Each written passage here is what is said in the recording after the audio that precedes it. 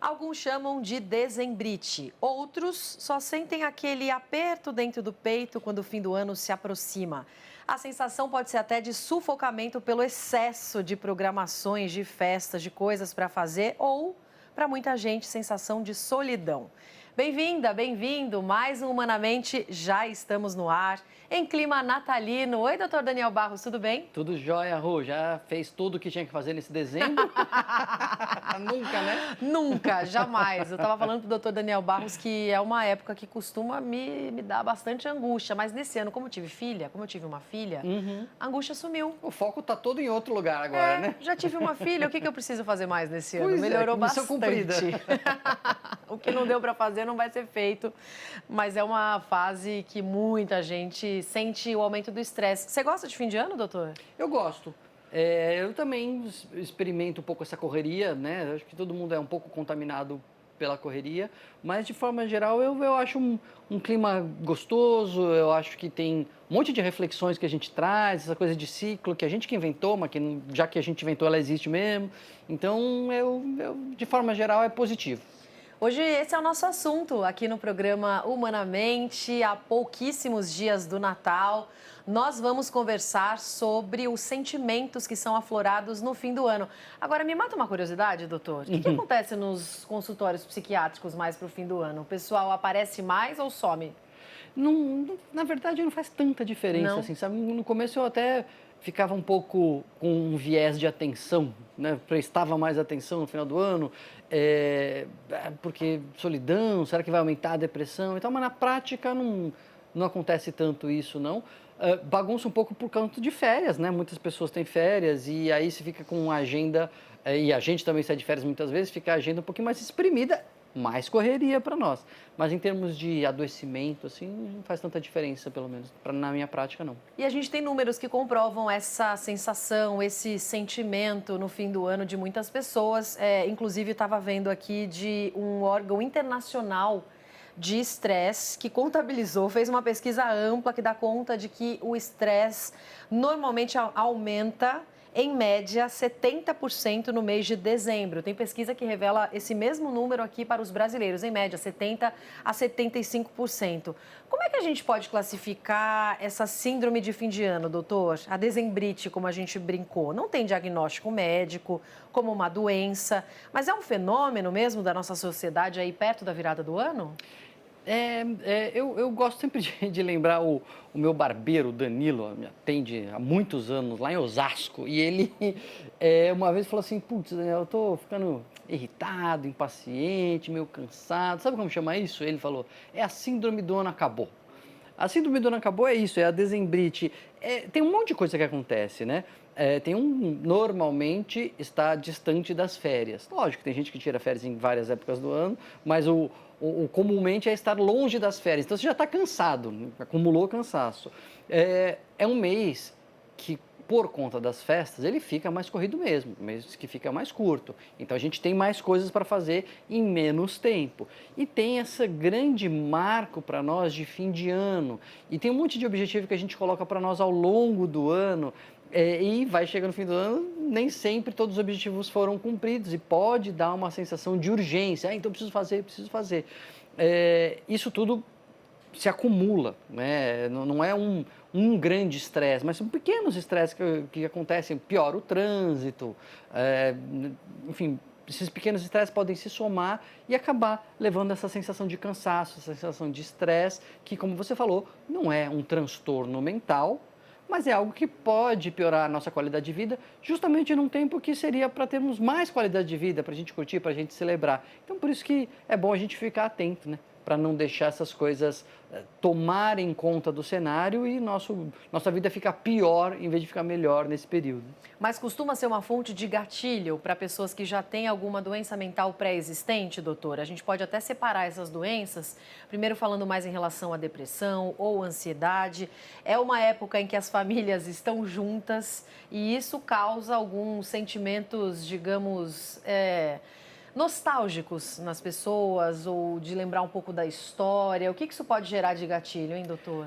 São duas coisas diferentes. A primeira é o gatilho do próprio estresse. Estresse, ele é fator de risco sempre. né? Então, a pessoa que já tem um transtorno ansioso, submetida a estresse, tem mais risco da ansiedade se descontrolar. Então, o estresse geral da desembrite ou né, da síndrome do Nacabu pode ser um fator de risco para algumas pessoas. E aí tem esse outro aspecto que você comentou das festas. Porque as festas, muitas vezes, é o que a gente sabe do clássico, né? As famílias se reunindo e, às vezes, pessoas não estão mais, pessoas foram embora, às vezes, pessoas brigaram no meio do caminho. Então, a família, onde a gente tem laços afetivos mais intensos, ela potencializa os nossos sentimentos, os bons e os ruins. Como assim os ruins? Porque quando uma pessoa desconhecida faz uma bobagem, faz uma coisa que você não gosta, você às vezes dá de ombro e mal liga. Mas se é sua mãe, se é seu pai, se é seu filho faz uma coisa que você não gosta, parece que aquilo te afeta muito mais. É porque é isso mesmo, os nossos laços afetivos são mais intensos, então as emoções acabam ficando intensificadas e na época de festas isso vem à flor da pele. Então, mais emoções à flor da pele para todo mundo pode ser gelo fino, né? Pode ser um território perigoso, território minado aí para algumas pessoas. É importante a gente mapear. É importante a gente não ser pego de surpresa. Falar, puxa, a gente vai se reunir, bom, fulano não está de bem com fulano, eu estou magoado com ciclano. Sabe assim, é você meio que antecipar os problemas ou para evitar assuntos sensíveis, ou para evitar, de repente, algum contato. Tem coisa que eu vou fazer, tem coisa que eu não vou fazer, tem lugar que eu vou, tem lugar que eu não vou. Então, para a gente gerenciar um pouco esses afetos, também pode ser uma boa ideia. Em muitas famílias, conversar sobre política no Natal está proibido, né, doutor? Pois é, isso como foi um ano um pouco menos tenso, né? Teve eleição, mas foi um ano um pouco menos tenso, talvez não seja um tema tão sensível, tão flor da pele. Mas, de fato, teve, assim, natais que isso era o assunto das famílias, né? A reconciliação, o pedido de perdão, vamos tentar. Então, acho que todo mundo sabe, é isso que eu estou tentando trazer aqui. Todo mundo sabe onde que a coisa pega, onde que é mais sensível. Então, se preparar e se proteger disso mesmo, fugir de alguns assuntos ou até de alguns encontros, pode ser uma boa alternativa. Ter consciência dos gatilhos pode melhorar a situação. É isso que você está querendo dizer, doutor? Com certeza, é isso mesmo. E para quem perdeu entes queridos no último ano, nos meses que passaram, aí realmente pode ser um gatilho mais forte, doutor? Porque os primeiros tudos, né? Tudo que é o primeiro é mais difícil sem a pessoa, né? O primeiro dia dos pais, o primeiro dia das mães, o primeiro dia das crianças, o primeiro aniversário, e o primeiro Natal e o primeiro Ano Novo, né? O primeiro momento de festas, ele é mais sensível. Claro que isso não é que o segundo vai ser tranquilão, né? Mas o primeiro é sempre mais intenso, porque quando a gente tem esses marcos, é engraçado, né? O ano está passando e tal, e aí chega algum marco, um aniversário ou as festas, você lembra imediatamente das últimas festas, do último aniversário, né? Parece que a nossa mente dá um salto temporal. E aí você vai dar um salto para quando a pessoa estava, e é muito mais marcante a presença da pessoa, né? Quando você lembra do último Natal em que a pessoa estava.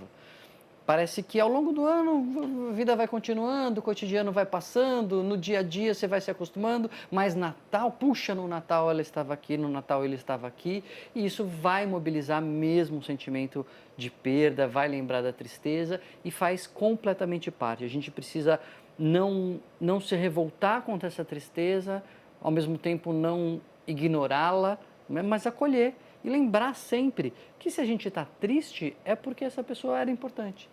Se a gente está triste é porque ela faz falta. Então, pode ser um momento também, pode ser uma maneira de lidar com isso, celebrar todos os natais que a gente teve juntos. Se lamentar por não estarmos juntos agora, mas celebrar todos aqueles que nós estivemos juntos é uma maneira de honrar essa memória, né? A memória dessa pessoa. E o que eu sempre falo, Rô, certamente essa pessoa não gostaria que nós estivéssemos tristes. Se é alguém que a gente ama, alguém que amava a pessoa quer que a gente celebre, quer que a gente esteja feliz. Então a gente lembra dela, se entristece pela sua ausência, celebra tudo de bom que a gente teve junto e celebra quem ainda está conosco. Eu acho que é essa a vontade de todo mundo que a gente ama e que ama a gente. Temos alguns dados aqui da nossa Sala Digital, mais um programa gravado da Sala Digital, mostrando aqui, tentando entender a temperatura das buscas das pessoas pelas resoluções de ano novo, as perguntas selecionadas principalmente no último mês. O pessoal está querendo saber como fazer boas resoluções de ano novo, por exemplo, como criar e alcançar as metas de ano novo e como criar metas de casal para o ano novo. Está aí entre as expressões mais buscadas, então parece que os casais estão fazendo planos nessa virada. A gente tem também uma participação muito especial, doutor Daniel Barros. É um presente de Natal para nós, tá vendo? Para Humanamente. Participação ilustríssima da nossa chefa, rainha Sheila Magalhães. Há pouco tempo, o nosso Rivotril estava comentando no jornal sobre os sentimentos aflorados no fim do ano, sobre a escolha de presentes, essa correria danada. O doutor Daniel Barros até estava ouvindo e a gente pediu para a Sheila Magalhães fazer uma participação especial com a gente. Conta tudo, chefa. Você gosta do fim do ano ou não? Oi, Rô, fala doutor Daniel, muito legal estar aqui com vocês nesse Humanamente para falar do fim de ano, que é uma época que eu adoro. Eu adoro Natal, adoro Réveillon. Natal me traz ótimas memórias, eu tenho uma coisa de memória afetiva, de casa cheia, família reunida, comida farta, comidas específicas de Natal, a gente sempre se reuniu e sempre foi muito bom. E no Réveillon acho que sempre vem aquele espírito de renovação, de novas possibilidades, de novos projetos, de página em branco para a gente preencher. Eu gosto disso, sabe? Se bem que todo dia é uma nova possibilidade, isso é verdade, mas acho que o ano novo carrega um pouco dessa energia, a virada do ano carrega um pouco dessa energia. Agora, o que é muito louco e deixa a gente assim, quase numa crise de ansiedade, essa correria de fim de ano, uma maluquice, fica todo mundo correndo, parece que precisa cumprir uma série de compromissos que deixou acumular ao longo do ano para resolver em dezembro. Eu também tô nessa, então fica todo mundo meio maluco. Aí isso acho que cria uma certa angústia na gente. Obrigada, viu, Sheila, pela sua participação, chefa. Aqui no penúltimo Humanamente do ano conseguimos a participação da Sheila Magalhães. Que resumiu, né? E a promessa da participação do resto do Rivotril também, né, doutor? Vai ser uma promessa de ano novo, né? Quero ver. Mas a Sheila resume bem, né? É isso. Eu acho que o fim de ano ele é esse resumo da vida. Né? Ele coloca concentrado tudo que a gente tem. Tem sentimento bom, tem sentimento ruim, tem correria, e isso tudo vem assim à tona, potencializado, claro, com todas as camadas de os sentimentos de família, os laços, tem a pressão comercial, tem os presentes, tem um monte de coisa junta, né? Mas se a gente conseguir administrar isso, a gente conseguir focar, esse período de festas, ele traz essa possibilidade de a gente fazer essa reflexão sobre ciclos mesmo, né? A gente que inventou, todo dia é um dia novo, mas quando a gente cria essa ideia de que estamos cumprindo um ciclo e começando um ciclo novo, isso tem um impacto psicológico para nós. E talvez seja, né, doutor, uma oportunidade de rever esse ciclo e de traçar metas, como a Sheila estava falando. Agora, é a fonte de ansiedade de muita gente também, esse traçar de metas para o próximo ano. O fim do ano, ele tem essa questão do fim de ciclo, do encerramento, não deixa de ser um luto de um ano que está acabando, de ciclos que se encerram. Por que traçar metas pode fazer bem para a nossa saúde mental? Em que medida que isso nos traz sentimentos também de renovação, doutor? É legal, porque eu acho que a ideia das metas, Rô, tem que ser uma possibilidade. Tem que ser visto como uma chance que a gente tem e não como uma obrigação. Porque daí tem gente que já fala, putz, grilo, mais uma coisa para eu fazer, para eu cumprir, eu já penso que eu tenho que correr a São Silvestre no ano que vem, não vou conseguir, então nem vou começar a correr, sabe? Vira um peso. Não é para ser um peso. Uma meta, um objetivo, é uma possibilidade de a gente pensar no que a gente quer. A gente pensar, tá bom, como ser humano, o que eu gostaria de ter a mais, o que eu gostaria de construir a mais, o que eu gostaria de desenvolver diferente, o que eu gostaria de mudar, e fazer usar este marco que para nós, de novo, mesmo que tenha sido inventado por nós, ele ganha força porque nós criamos e acreditamos nele, usar esse marco como uma possibilidade de um recomeço. Existem vários truques para a gente fazer boas metas, respondendo as perguntas das pessoas, né, no levantamento aqui da Sala Digital. de como fazer boas resoluções de ano novo, de como traçar boas metas de ano novo. E algumas dicas boas são, primeiro, ser seletivo. Você não promete mundos e fundos, porque você não vai conseguir cumprir. Então, o que realmente é importante? Prioridades. Faz uma lista de prioridades. Dentro das prioridades, o que é a prioridade das prioridades? O que realmente faria diferença para a minha vida no ano que vem? Né? Ou na minha vida, começando a partir do ano que vem. E escolher uma, duas coisas. E a partir disso, quebrar essa meta em pequenos passos. Porque o legal da meta, dos planos, é a gente ter essa sensação de realização. Mas se você só coloca a sua recompensa lá no final, então a minha recompensa é correr a São Silvestre e hoje eu sou sedentário, demora muito para você chegar lá. Então você não tem a sensação de realização. A primeira meta, primeiro passo nessa meta pode ser: eu vou fazer caminhada 2 vezes por semana, vai ser terça e quinta, vai ser às 7 da manhã, não sei. Mas colocar detalhadamente e os pequenos passos que você vai cumprir para chegar na sua meta, isso ajuda bastante. Isso faz diferença entre metas realizadas e metas não realizadas de ano novo. A gente falando dessa virada, né, doutor? Eu fiquei pensando aqui nesse ritual de transição entre um ano que está acabando, outro que vai começar. E nessa mistura de sentimentos, a gente tem a angústia, que comentamos bastante, depois podemos até voltar a ela, porque é muito recorrente dos nossos ouvintes. A gente chamou algumas mensagens nessa semana e deu para entender isso. Angústia, nostalgia, mas ao mesmo tempo entusiasmo, por exemplo, pelo que está por vir no ano novo. Esse conceito pode ser apresentado na psicanálise como ambivalência. Você pode explicar um pouco disso para a gente? Eu acho que a gente nem precisa recorrer a nenhuma área do conhecimento. Se a gente lembrar da onde vem o nome janeiro, é um negócio que eu sempre gosto de lembrar. Janeiro vem do deus Janus, que era um deus romano, não tinha na mitologia grega, só tinha na mitologia romana, que era um deus com 2 faces, uma virada para frente e uma virada para trás. Então, era o deus guardião das pontes, das portas, das passagens, e janeiro, né? Janus, janeiro, porque é uma passagem. E é uma figura que representa esse sentimento de nós estarmos olhando para trás, o que nós fizemos, o que nós não fizemos, a reflexão e o aprofundamento, uma digestão mesmo, né? Do que a gente conseguiu, do que a gente não conseguiu, e o olhar para frente do que é possível, do que será que a gente vai conseguir, do que está por vir, às vezes lamentando por algumas coisas, esperando coisas boas, às vezes celebrando coisas positivas, às vezes apreensivo pelo que está por vir. Essa ambiguidade mesmo, de a gente olhar para um lado e para o outro. Mas eu gosto de pensar no Ano Novo como o novo material escolar. Lembra quando a gente tinha um caderno novinho e tinha ali o lápis apontadinho? Você pode escrever...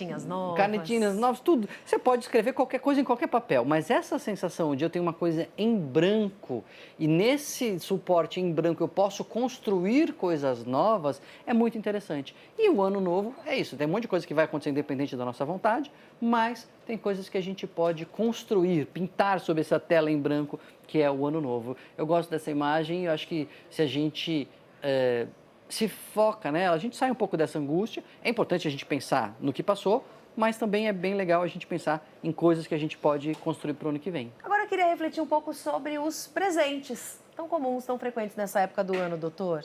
Para escolher bem um presente, isso é polêmico. A gente deve fazer uma análise psicológica das pessoas quando a gente quer agradar, é claro.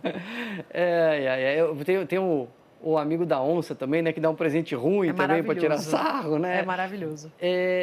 Eu gosto muito dessa análise, sabe, dos presentes. Eu acho que não é uma análise técnica que a gente faz, mas nas relações, para estabelecer relação com uma pessoa, a gente está fazendo uma análise psicológica leiga, intuitiva o tempo todo. Estou agradando, não estou agradando, gosto, não gosta. A gente está lendo a pessoa o tempo todo, né? É uma habilidade, inclusive, que a gente tem, que a gente pode desenvolver. Algumas pessoas têm mais, outras têm menos. Mas quando a gente pensa em relação ao presente, sobretudo esse presente de fim de ano, às vezes ele é meio desvirtuado, né? Porque assim, fala assim, vai fazer amigo secreto. Isso para mim, pessoalmente, amigo secreto é uma tortura. É uma tortura. Por quê? Você é, pelo contexto ali, obrigado a dar presente para alguém que não necessariamente você gostaria de dar um presente.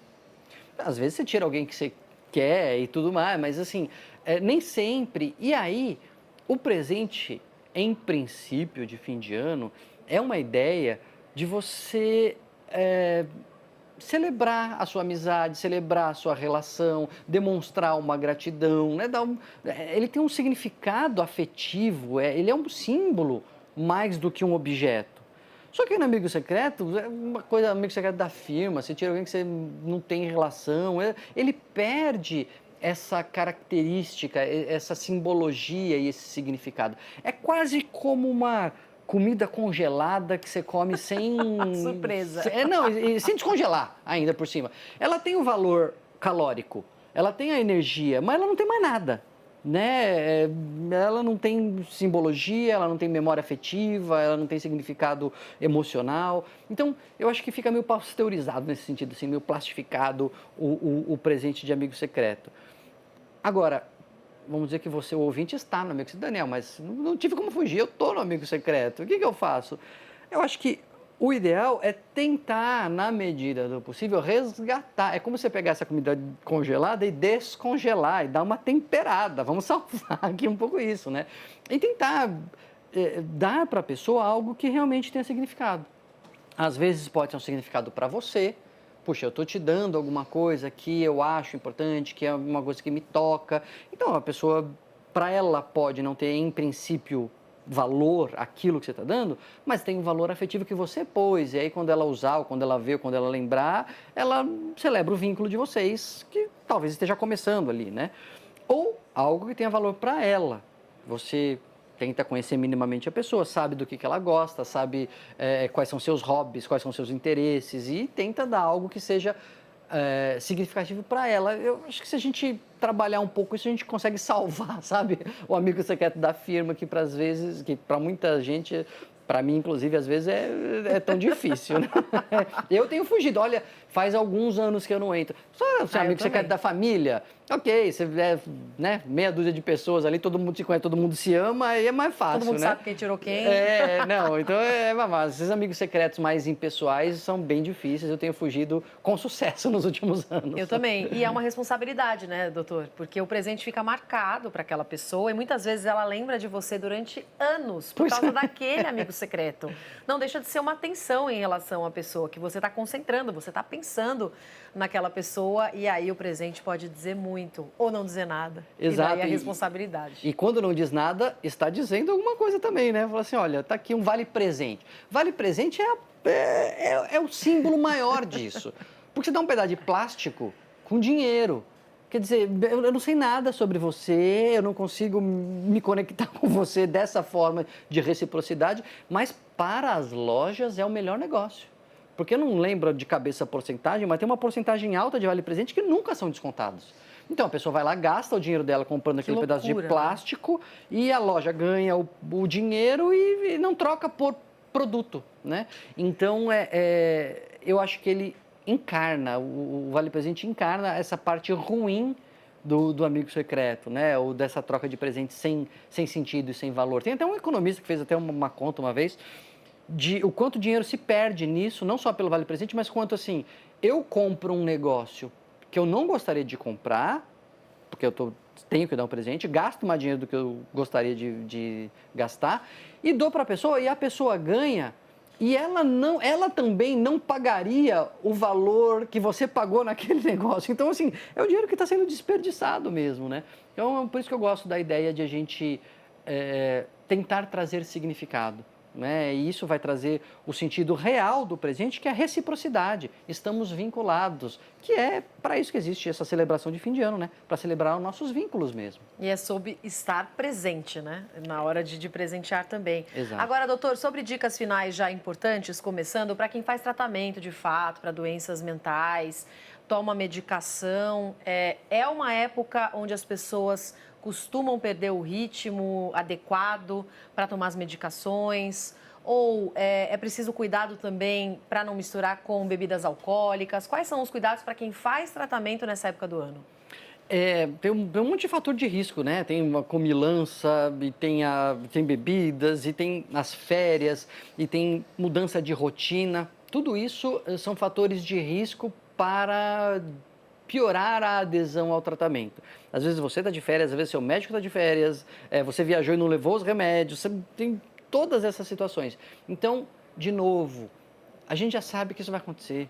A gente não pode ser surpreendido pelo dezembro. Ai, meu Deus, dezembro chegou, não sabia que dezembro ia chegar. Não, todo ano chega dezembro, a gente tem que ser surpreendido por ele.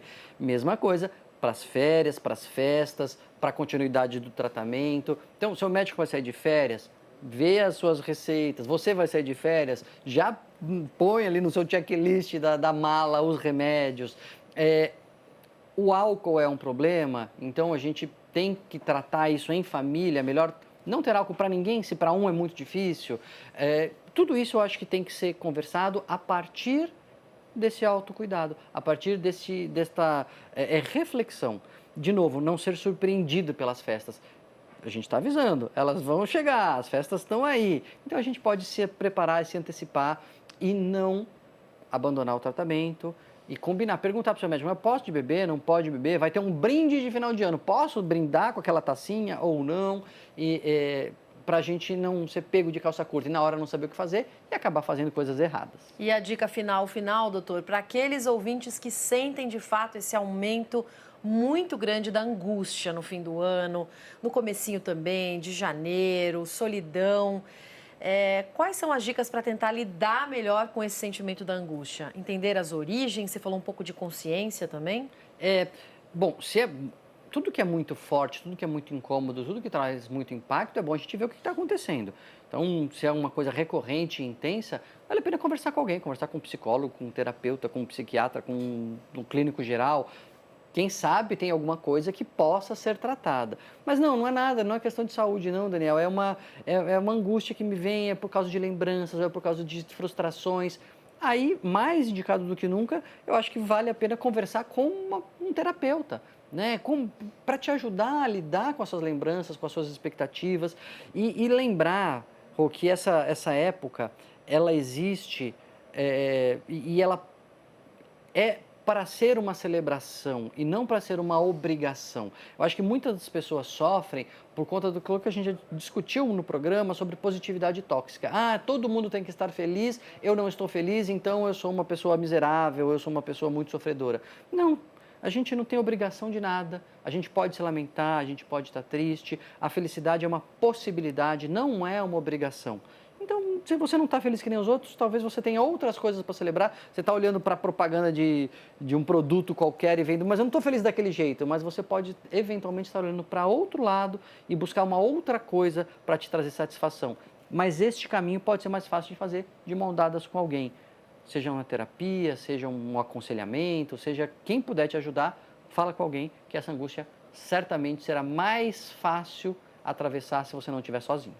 Doutor, um Feliz Natal para você, para sua família. Também. Em nome de todos os nossos ouvintes, te agradeço aqui o acolhimento ao longo de todo o ano, as informações sempre muito importantes para a gente viver melhor. Obrigada, viu, doutor? Tem mais um Humanamente ainda. Tem mais, um Humanamente de Réveillon, de virada do ano. Feliz Natal para todo mundo, para você também, para Clarinha, para a família toda. E nos vemos no programa de Réveillon.